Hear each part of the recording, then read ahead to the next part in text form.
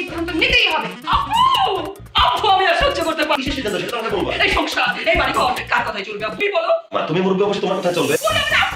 ওরে আমার স্বামী না, তুমি এটা কি বললা? তোমার মায়ের কথা সংসার চলবে?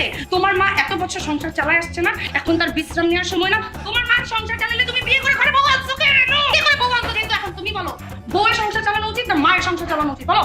মা মাই ঠিকই বলছে, তুমি তো সারা জীবন সংসার চালালাই, তুমি এখন রেস্ট করো, মা একটু সংসারটা চালা। এ আমি কি শুনলাম? এই কথা শোনার আগে আমার কান দুটো অন্ধ হয়ে গেল না কেন? আমার চোখ দুটো বয়রা হয়ে গেল না কেন? এই যে মিথ্যা কথা বলে, সে কি বললো? কান দুইটা যেন অন্ধ হয়ে যায়, চোখ দুইটা যেন বয়রা হয়ে যায়। কান বয়রা হয়, চোখ অন্ধ হয়, চোখ বয়রা, কান অন্ধ হয় না। তোমার বউকে বেশি ভালোবাসো না তোমার মাকে বেশি ভালোবাসো? তুমি বলো আপু। মা তুমি এটা কি জিজ্ঞাসা করলা? অবশ্যই আমি তোমাকে বেশি ভালোবাসি। ওরে আমার আপুটা। আমার ঘর বাড়ি আত্মীয় স্বজন বাপ মা স্টাইল সব ছেড়ে তোমার কাছে আসছি, আর তুমি কি বললো? তুমি আমাকে না তোমার মাকে বেশি ভালোবাসো? ফাইন, ভালোবাসো না। না না তুমি এটা কি বলতেছো? আমি তোমাকে বেশি ভালোবাসি। ও খোদা, এই কথা শোনার আগে তুমি আমাকে তুলে নিলে না কেন? আব্বু এই তোমার বউ যদি এই বাড়িতে থাকে তাহলে আমি কিন্তু এই বাড়িতে থাকবো না। এখন তুমি সিদ্ধান্ত নাও, কে থাকবে? তোমার মা থাকবে না তোমার ওই বউ থাকবে? এই বাড়িতে থাকবা? আমি জানি তোমার আব্বু। ওরে আমার স্বামীটা এরকম তো আমি জানতাম না।